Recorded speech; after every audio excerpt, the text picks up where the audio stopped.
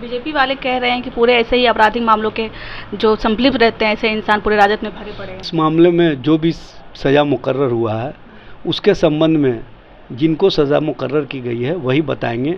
वही सारे बातों का कहीं ना कहीं आपको विस्तार पूर्वक बताने का काम करेंगे। वो नेता थे, बाहुबली थे, तो फिर भी आपने तो उनको टिकट दी थी। भारतीय जनता पार्टी जिस तरह के लोगों के साथ राजनीति कर रही है ये बताने की आवश्यकता नहीं है। ये लोग कहा करते हैं कि न किसी को फंसाते हैं न किसी को बचाते हैं।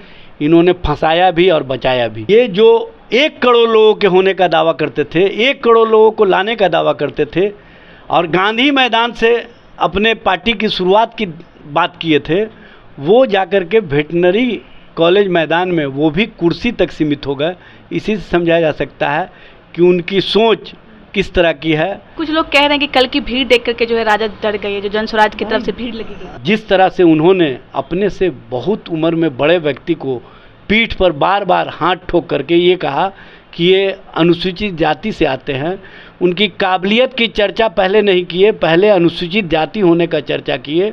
इसीलिए समझ में आता है कि उनकी राजनीति कल ही उदय हुई, कल ही अस्त हो गया। पूर्व मंत्री बृज बिहारी प्रसाद के मामले में आज सुप्रीम कोर्ट ने बड़ा फैसला सुनाया है और इसके साथ ही राजद मंत्री मुन्ना शुक्ला को उम्र कैद की सज़ा सुनाई है। इसके साथ ही 2 लोग और हैं जिनको उम्र कैद की सज़ा मिली है। इसी सब तमाम मुद्दों पे बात करने के लिए हमारे साथ राजद प्रवक्ता एजाज अहमद जी हैं। उनको जो है आज मुन्ना शुक्ला जी को उम्र कैद की सज़ा सुनाई गई है, उस पर क्या कहिए? देखिए, माननीय सर्वोच्च न्यायालय का फैसला है और फैसले को सब मानते हैं, उससे कोई इनकार नहीं है। और ये मामला बहुत पुराना है। अब इस मामले में जो भी सज़ा मुकर्रर हुआ है उसके संबंध में जिनको सज़ा मुकर्रर की गई है वही बताएंगे। वही सारे बातों का कहीं ना कहीं आपको विस्तार पूर्वक बताने का काम करेंगे।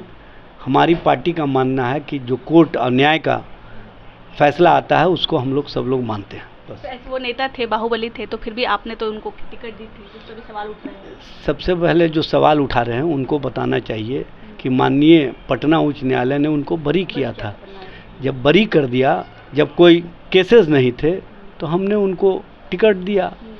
जब उनको कोर्ट ने पुनः सज़ा मुकर्रर किया है तो जो कानून कहता है, जो कानून के अनुसार मामले होते हैं, उस पर हम लोग कहीं ना कहीं मानने के लिए बाध्य हैं। इससे अलग जा कर के कोई बात नहीं किया जा सकता। ये राजनीति करने का समय भी नहीं है और इस पर जो लोग राजनीति कर रहे हैं कहीं ना कहीं वो अपनी सोच को स्पष्ट कर रहे हैं कि उनकी सोच न्याय और न्यायिक प्रक्रिया पर भी किस तरह की आती है। बीजेपी वाले कह रहे हैं कि पूरे ऐसे ही आपराधिक मामलों के जो संलिप्त रहते हैं ऐसे इंसान पूरे राजद में भरे पड़े हैं। देखिए, भारतीय जनता पार्टी जिस तरह के लोगों के साथ राजनीति कर रही है ये बताने की आवश्यकता नहीं है। ये लोग कहा करते हैं कि न किसी को फंसाते हैं न किसी को बचाते हैं। इन्होंने फंसाया भी और बचाया भी। तो अब इसके संबंध में और बातें नहीं कही जा सकती। कल एक पार्टी बनी है सर, जन स्वराज, क्या कहिएगा उसके बारे में? बहुत ही कड़ा टक्कर होने वाला है। भाई, इसके बारे में तो पहले ही स्पष्ट हो गया कि उनको लोकतांत्रिक प्रक्रिया पर विश्वास नहीं है। उनको लोकतंत्र में जो उन्होंने कल कार्यकारी अध्यक्ष की व्यवस्था की, इसी समझ में आता है कि वो पार्टी पर अपनी पकड़ बनाए रखना चाहते हैं। वो कहते थे कि हम स्वतंत्र रूप से सबको काम करने देंगे, लेकिन वो स्वतंत्र रूप से काम नहीं करने देंगे। वो मैनेजमेंट कंपनी वाले लोग हैं। मैनेजमेंट कंपनी में जैसे डायरेक्टर होता है, उसके बाद मैनेजमेंट के जो लीडर होते हैं वो अलग होते हैं। तो ये मैनेजमेंट गुरु कार्यकारी अध्यक्ष बना करके और जिस तरह से उन्होंने अपने से बहुत उम्र में बड़े व्यक्ति को पीठ पर बार बार हाथ ठोक करके ये कहा कि ये अनुसूचित जाति से आते हैं, उनकी काबिलियत की चर्चा पहले नहीं किए, पहले अनुसूचित जाति होने का चर्चा किए। इसीलिए समझ में आता है कि उनकी राजनीति कल ही उदय हुई, कल ही अस्त हो गया। कल कुछ लोग कह रहे हैं कि कल की भीड़ देख करके जो है राजद डर गई है, जो जन स्वराज की तरफ से भीड़ लगी गई। लदुआ भीड़ था।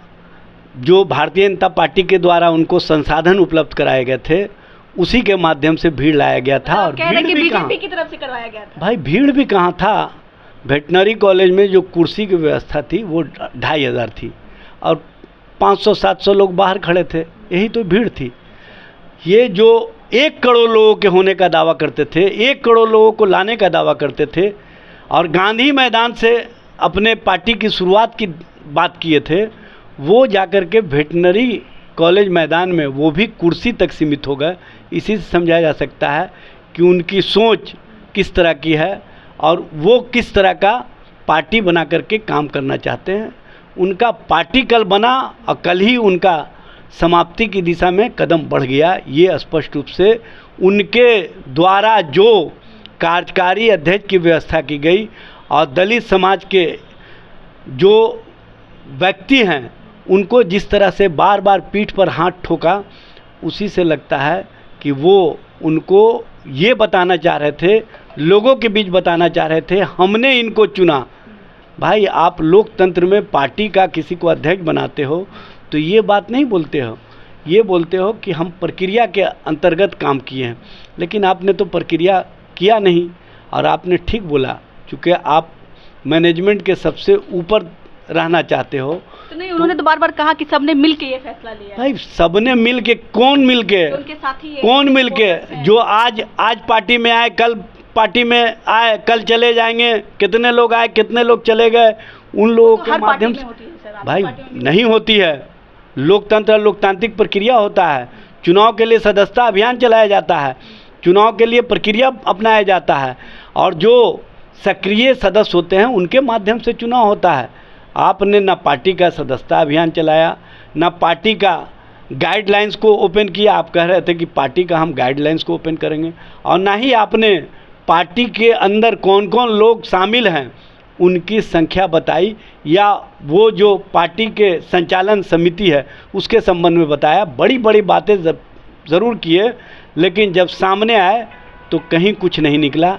इसी समझ में आता है कि आपकी राजनीतिक सोच, क्योंकि भारतीय जनता पार्टी के सोच से चल रही है, तो भारतीय जनता पार्टी जो चाहेगी वही आप करेंगे। चलिए, ये थे हमारे साथ राजद प्रवक्ता एजाज अहमद। आपने इनको सुना, बाकी आपकी क्या राय, क्या प्रतिक्रिया है, कमेंट बॉक्स में मौजूद रहेगा। तब तक के लिए धन्यवाद।